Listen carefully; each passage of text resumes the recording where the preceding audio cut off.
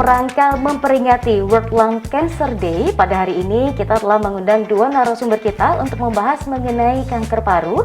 Kita sapa dulu, yang pertama yaitu Dr. Ungki Agus Setiawan, beliau selaku spesialis paru konsultan, dan juga Dr. Cesar M. Santimuda, beliau selaku PPDS Paru. Kita sapa terlebih dahulu, selamat datang Dr. Ungki dan Dr. Cesar, bagaimana kabarnya hari ini? Alhamdulillah, sehat Mbak Nisa. Alhamdulillah. Waalaikumsalam warahmatullahi wabarakatuh. Dok, sesuai dengan tema kita hari ini memperingati World Lung Cancer Day. Nah, ini sepertinya memang kanker paru, kalau kita baca-baca di internet ataupun dari pemberitaan juga membicarakan bahwa ini merupakan kanker yang cukup berbahaya dan tingkat kematiannya cukup tinggi, Dok. Ingin tahu sih sebenarnya kalau di Indonesia ini sudah sebanyak apa dan membahayakan apa sih? Monggo dari Dokter Ungki. Ya, betul Mbak. Jadi kanker paru ini menjadi masalah di dunia dan juga di Indonesia. Jadi dari data Kementerian Kesehatan Republik Indonesia tahun 2019, data tahun 2018 menyebutkan bahwa ada 18,1 juta kasus baru dengan angka kematiannya 9,6 juta. Sedangkan di Indonesia ini juga terdapat 136 kasus per 100.000 penduduk, di mana yang terbanyak adalah kasus kanker paru, yaitu 19 kasus per 100.000 pada laki-laki. Memang paling banyak laki-laki dibandingkan dengan perempuan. Kenapa, Dok, kok lebih banyak ke laki-laki daripada perempuan? Ya, faktor risiko kanker paru ya paling banyak memang sampai saat ini dari data memang rokok. Rokok adalah salah satu faktor risiko tertinggi penyebab kanker. Selain juga faktor risiko yang lainnya, utamanya ada paparan zat toksik, radiasi, kemudian juga ada faktor genetik, pola makan, dan juga aktivitas harian yang kurang sehat. Oke, baik. Terima kasih banyak Dokter Ungki. Nah, sekarang saya akan berbincang dengan Dokter Cesar. Dok, tadi melanjutkan yang disampaikan oleh Dokter Ungki mengenai kanker paru. Mungkin belum banyak masyarakat yang paham apa sih kanker paru, karena ada juga mungkin penyakit serupa yang sama-sama berkaitan dengan paru-paru. Apa sih yang membedakan dan kemudian gejalanya bagaimana? Silahkan, Dok. Baik Mbak Nisa, jadi untuk kanker paru itu sendiri merupakan suatu penyakit keganasan yang ada pada jaringan paru, dan keganasan ini bisa jadi merupakan keganasan dari sel di paru itu sendiri atau merupakan penyebaran dari kanker di luar organ paru, seperti kalau di laki-laki kanker paru pada kanker di prostat, di hati, kalau perempuan biasanya di kanker payudara, di kanker saluran telur, kanker rahim, itu nanti bisa menyebar ke paru-paru dan bisa kanker yang tersebut.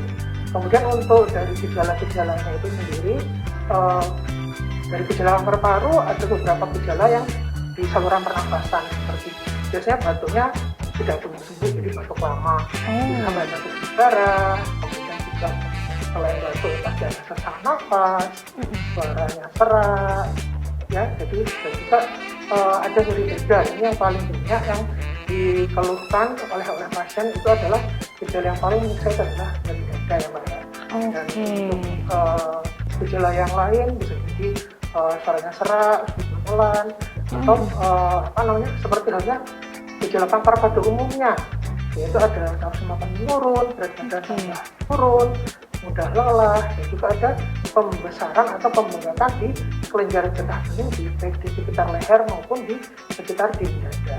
Oke, kalau untuk membedakan Dok dengan penyakit lainnya, misal seperti flek paru atau mungkin ada TBC, tadi kan sempat ada batuk juga Dok, apa sih ciri khas utamanya?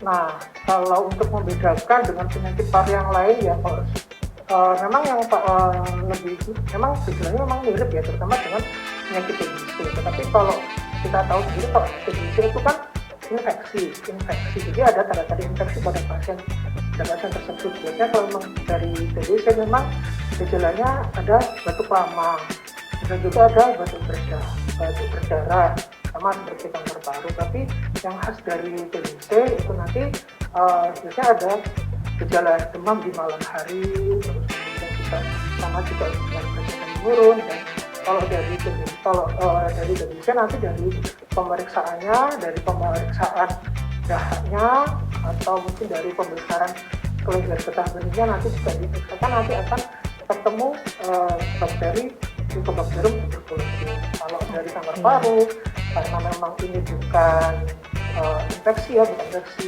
tuberkulosis, jadi juga diperiksakan nanti tidak ketemu. Jadi nanti setelah dari pemeriksaan yang lain akan ketemu adanya suatu gambaran dari keganasan tersebut. Oke, jadi memang tidak hanya kita mengenali gejala, tapi memang harus ada tindak lanjut ya dok untuk diperiksakan.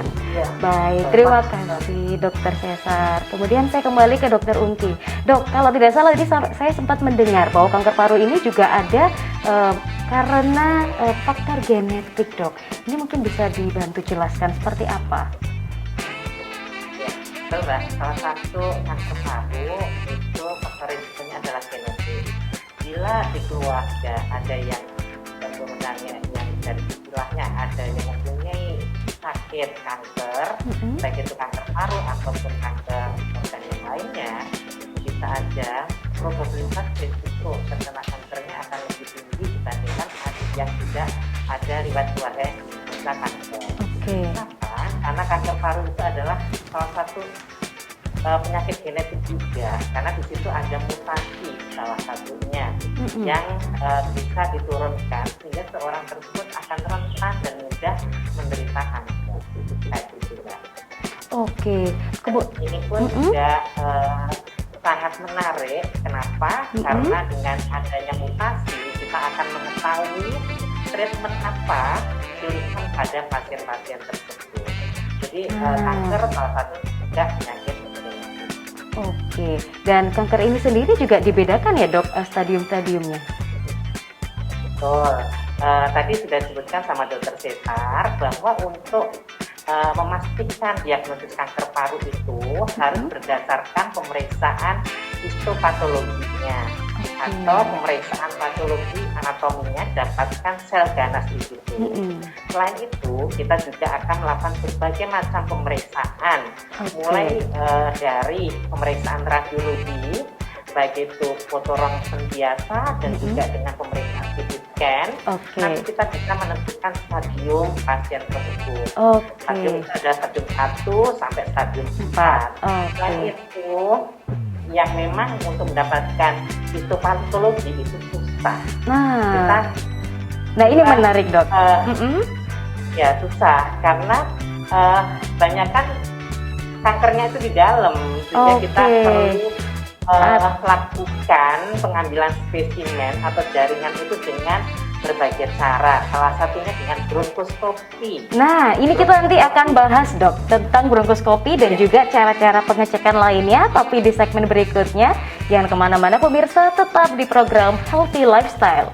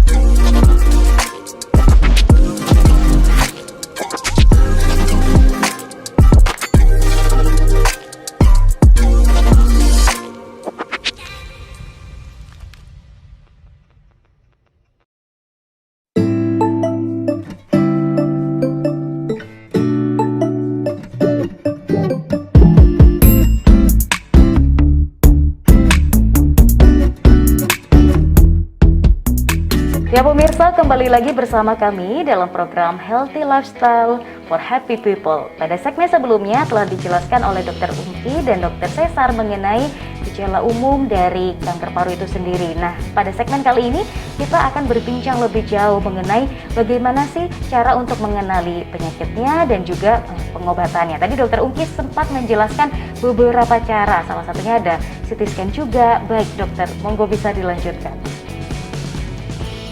Terima kasih Mbak Nisa. Jadi pemeriksaan kanker paru salah satunya dengan bronkoskopi untuk mendapatkan jaringan dan nanti dilakukan pemeriksaan patologi anatomi. Nah, di situ caranya yaitu alat yang ujungnya ada kamera masuk ke dalam saluran nafas dan menjangkau kanker yang ada di dalam. Kemudian mengambil spesimennya dan dilakukan pemeriksaan.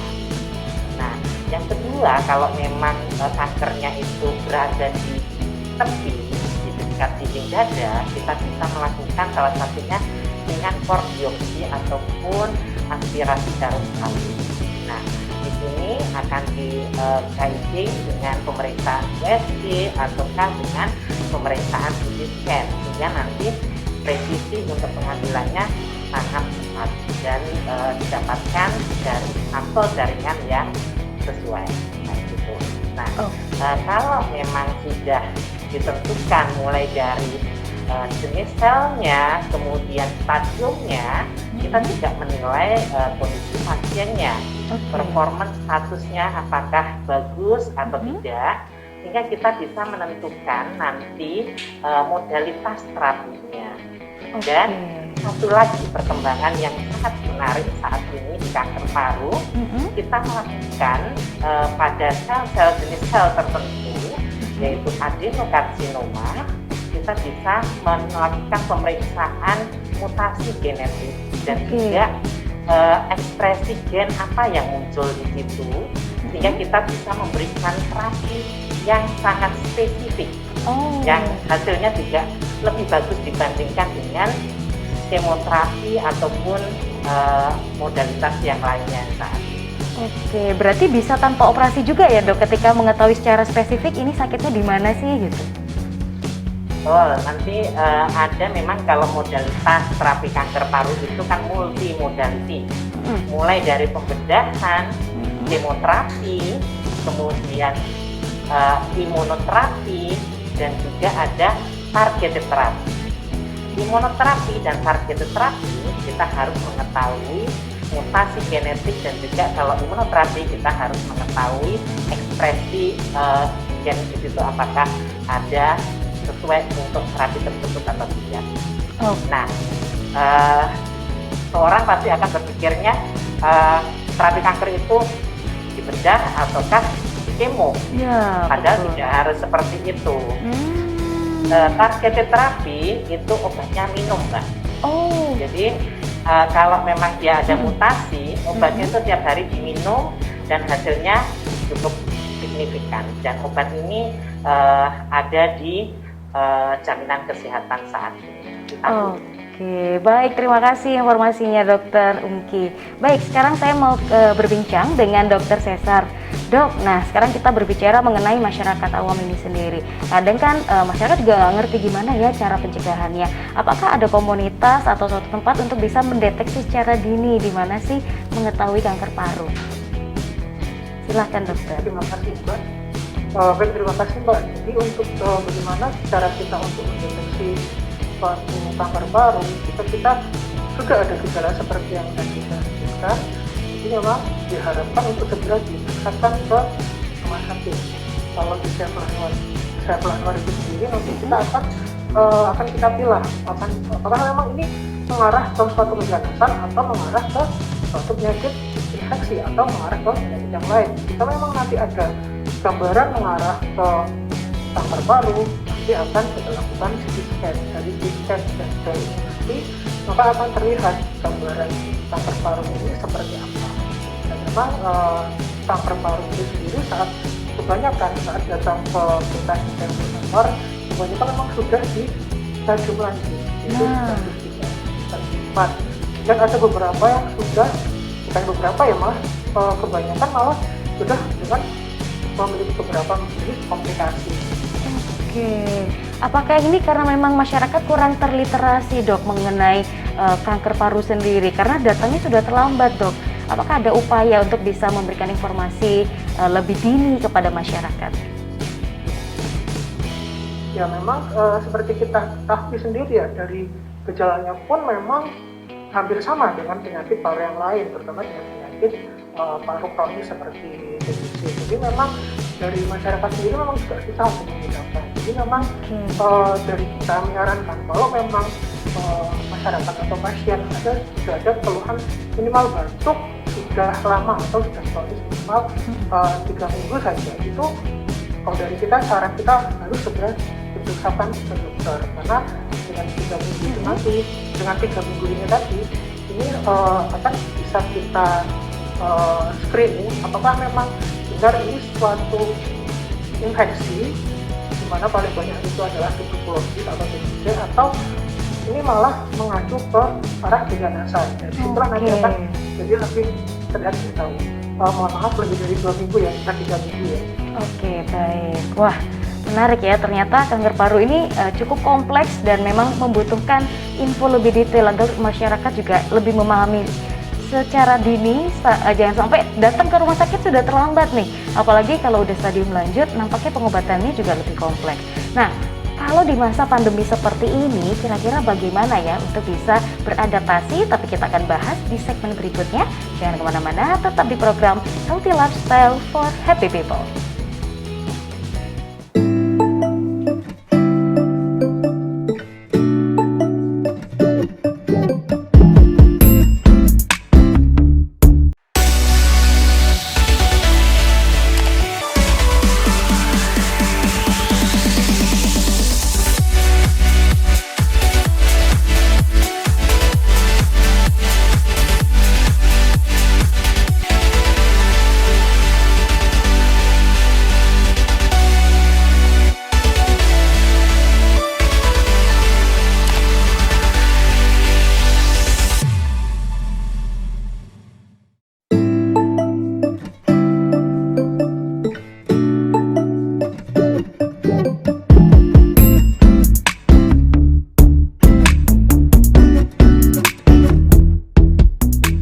Ya pemirsa, kembali lagi bersama kami dalam program Healthy Lifestyle for Happy People. Masih membahas mengenai kanker paru. Di segmen sebelumnya kita telah berbincang mengenai gejala umumnya, kemudian pencegahan dan juga pengobatan. Namun yang membuat masyarakat khawatir karena saat ini adalah kondisi pandemi COVID-19. Apakah perlu ada treatment khusus? Karena juga masyarakat mungkin kebingungan, apakah ini COVID ataukah ini berkaitan dengan kanker paru? Dr. Ungki, monggo bisa dibantu untuk menjelaskan. Ya Mbak, terima kasih. Jadi saat ini kondisi pandemi memang semua pasti akan lebih waspada. Sakit batuk ini dikira nanti, oh apakah ini COVID, apakah ini penyakit yang lain. Kadang pasien juga akan enggan untuk datang ke pusat pelayanan kesehatan. Jadinya banyak kan takutnya terlambat kayak gitu. Jadi seperti disampaikan Dr. Cesar tadi, banyak pasien kanker paru itu datanya sudah terlambat.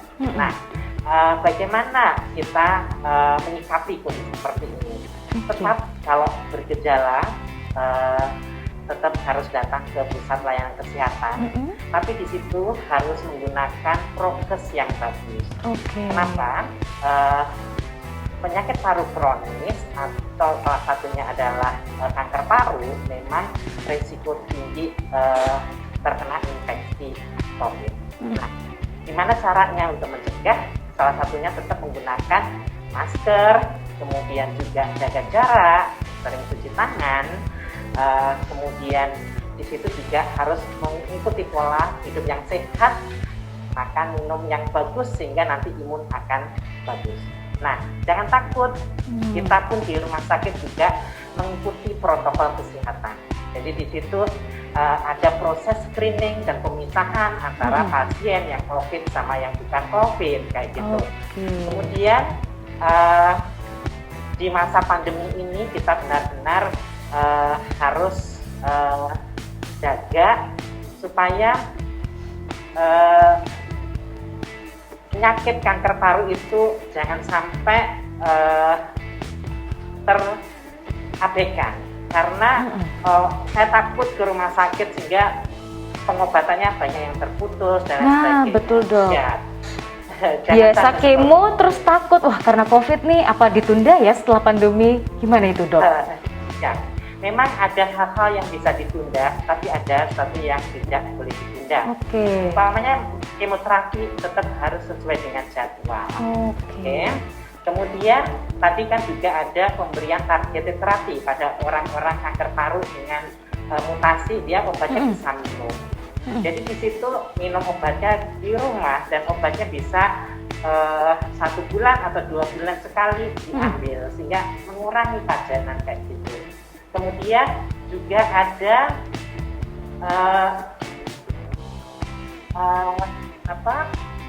kalau umpamanya pembedahan, memang kita harus menunggu kondisi pasien itu bagus dan juga kita jadwalkan. Kita benar-benar memperhitungkan jangan sampai tertular ataupun terpapar oleh COVID.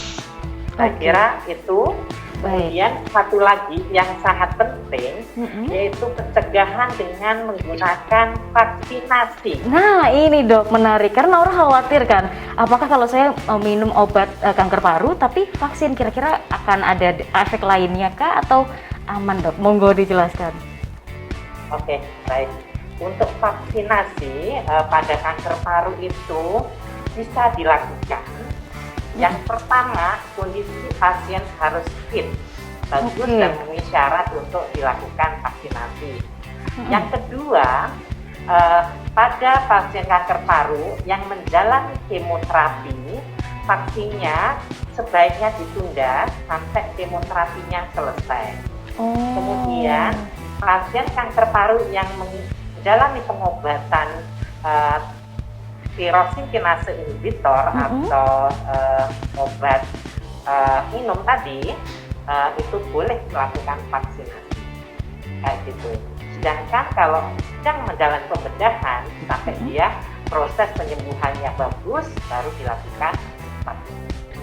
Oke baik, wah ini sangat membantu sekali dok karena masyarakat juga khawatir kan, boleh nggak ya gitu.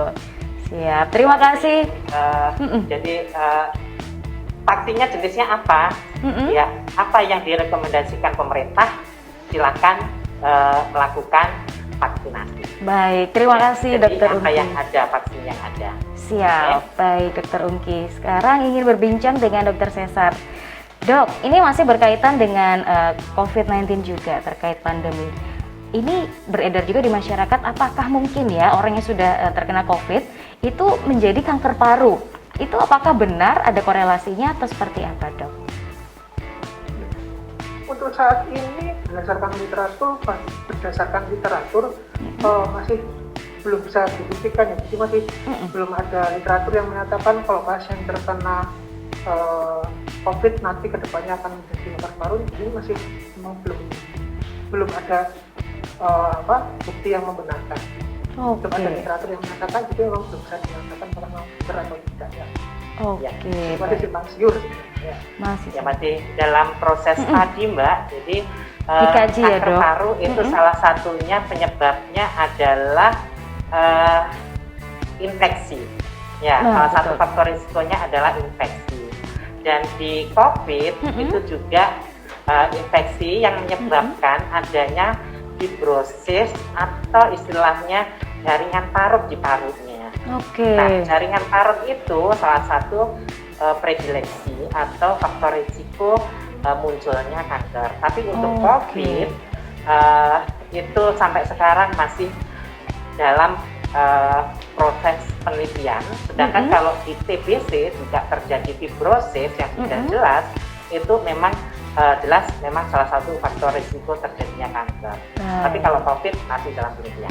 Baik, terakhir dok, pertanyaan terakhir langsung dari Dokter Ungki juga. Ini terkait ajakan mungkin untuk masyarakat untuk menghindari kanker paru itu sendiri, mungkin ada makanan khusus yang bisa dikonsumsi atau pencegahan secara praktis, silahkan. Ya, kalau makanan khusus untuk pasien kanker, ya semuanya prinsipnya adalah makanan 4 sehat 5 sempurna. Tapi pada pasien kanker paru, apalagi dia sedang menjalani kemoterapi, kadang ada efek mual dan lain sebagainya, sehingga perlu makanan-makanan tertentu yang tidak memberi efek mual. Kemudian semua harus mengandung berbagai macam vitamin, baik vitamin C, vitamin E, vitamin D, itu juga harus ada dalam konsumsi makanannya, asupan makanannya tiap hari, kayak gitu. Saya kira itu, Mbak. Oke, baik. Terima kasih banyak Dokter Ungki dan Dokter Cesar sudah berkenan untuk sharing ilmu hari ini. Kita juga sama-sama memperingati World Lung Cancer Day dengan harapan jumlah kematian berkurang, jumlah kasus juga berkurang dengan kita sudah tahu gejala umumnya, sudah tahu pencegahannya, bahkan pengobatannya. Jadi kalau tahu gejalanya jangan cuma diem aja, tapi segera untuk konsultasi kepada dokter untuk bisa segera mendapatkan solusi yang terbaik tentunya. Dan jangan takut untuk vaksin ya, Dok ya. Di rumah sakit semua aman, prokes terjamin. Siap, terima kasih banyak dokter. Semoga kita bisa bincang-bincang lagi pada episode-episode berikutnya. Dan pemirsa, tidak terasa 30 menit sudah kita berbincang dalam program Healthy Lifestyle. Dan kita masih akan berbincang lagi nanti di episode berikutnya. Jangan lupa saksikan Healthy Lifestyle setiap hari Senin sampai Rabu pukul 19.30 waktu Indonesia bagian Barat hanya di UBTV, aktif dan kreatif. See you all. Terima kasih banyak dokter. Waalaikumsalam warahmatullahi wabarakatuh.